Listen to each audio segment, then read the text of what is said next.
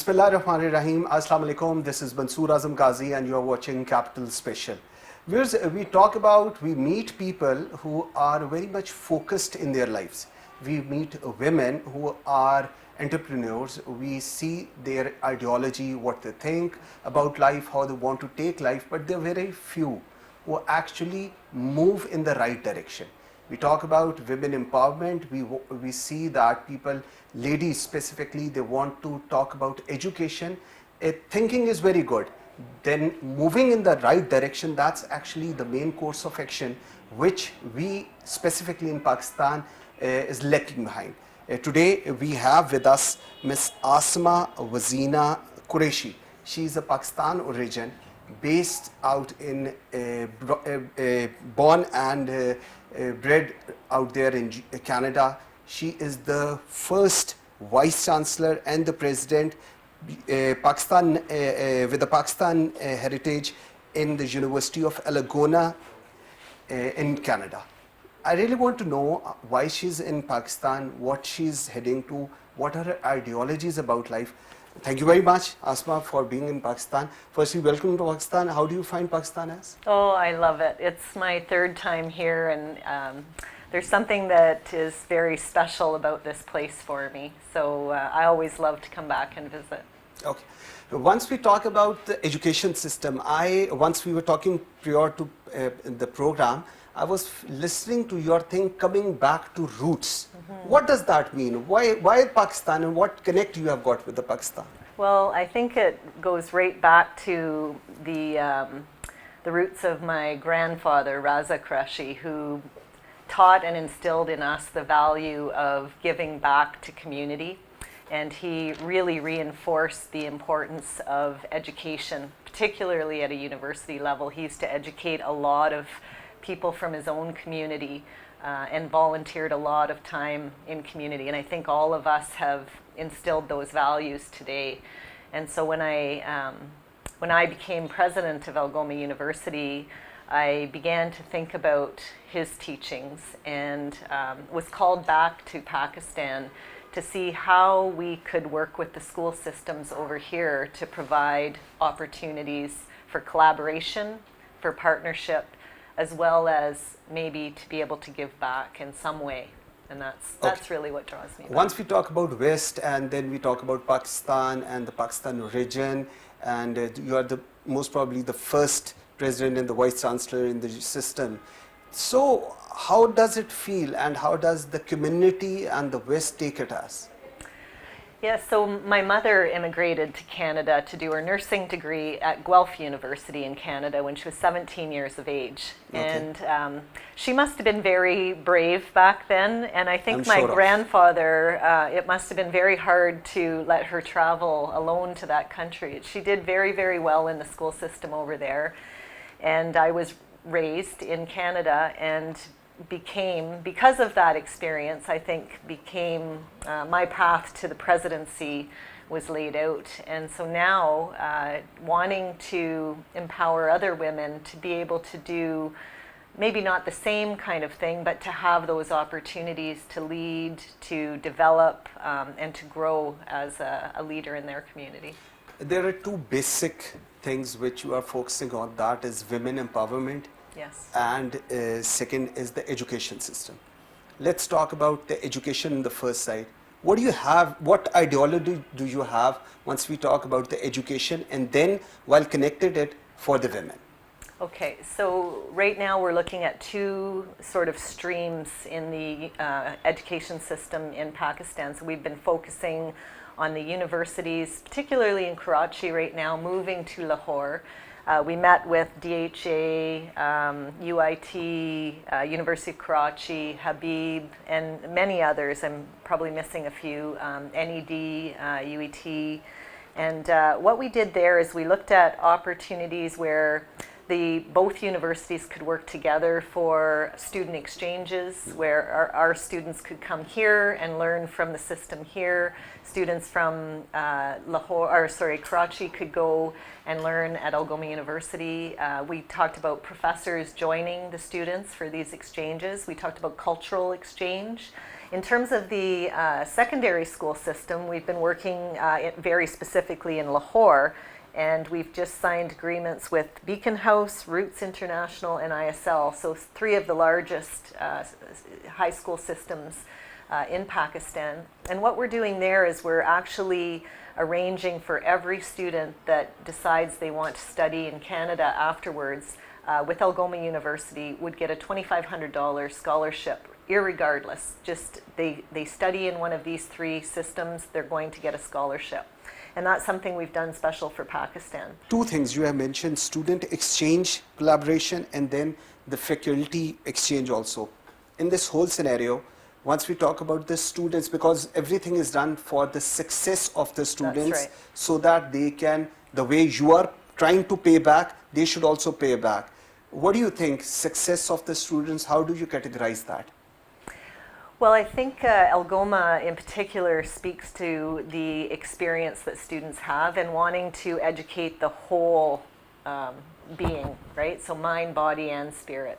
And we believe, and we have a very special mission, and it's around cross-cultural experiences. So our hope is with the younger students, we would start them in a 2-week cultural exchange where they would come with their teacher, and we would share some of the culture of Canada with them. Then they would come back, they would gain a university credit, and then when they came back to do their university studies, we surround them with a team of support. So all an international team that can do activities with them, they get tutoring, academic support, and the whole idea is to ensure that they are successful and walk across the stage and graduate and go on to very successful careers, such as my mother had as a nurse and a director of nursing in a home for the aged, or myself as a president of the university. We're also really working with the university system to let female students know about the Women Empowerment Program, and that's a very special program for me. You are talking about the careers, you talk about the women empowerment, and the most important thing once we talk about, if we talk about Pakistan, that's like 50% of the population of Pakistan, they are women. So what do you think the challenge, because in this whole scenario, the most important thing is their mental growth, yes. to adaptability towards all these cultures. Yes. And that's the main focus. What do you have an idea about that? Well, we have and welcome students from 60 countries in the world to our campus. We're a fairly small campus, so everybody gets to know everybody. All right. And in our classrooms, we are really encouraging learning from and with each other. We think there is really good things from all the cultures around the world, and the more we can expose our students to multiculturalism, I think the stronger they go back out into the world when they graduate, and they can bring different perspectives, I think, to business, to solving world problems, world challenges, and they are our next leaders, and I think that's part of why I want to do this work. While going through your profile, I see 3 things there. I believe the mottos: equality, diversity, and inclusion. Yes. How do you fix this thing in this whole system? How do we fix equality, diversity, and inclusion? I think it's by doing exactly what we're doing, exposing each other to the amazing work that each country is doing, and the opportunities for learning together, and to build those relationships, and to see that at the end of the day, we're all human beings, we're all intelligent, and when we have different people in the room helping to make really important decisions, we bring those different perspectives to the decision making. That's what we're trying to do here. How important do you think a role of women in society, number one, and specifically once we talk about the families, how do you rate that? For me, very social justice, social equity, social purpose focused, but also understand that you still have to run a business and you still have to be a strong leader. But you can do that in your own way, and I think that's what I've learned over many years with many female mentors, including my aunt and my mother and my grandmothers. And you take those values and those teachings with you throughout your experiences. I am very interested in mentoring these women myself, and giving them, we'll bring in lecturers and guest speakers so they can get a sense that believe in themselves. Right. Once we talk about, let's talk about the leadership qualities. And once we see in Pakistan, we have seen a lot of female leadership, specifically if we talk about Bibi Shaheed and all that. Once I see your coming back, it's more of business.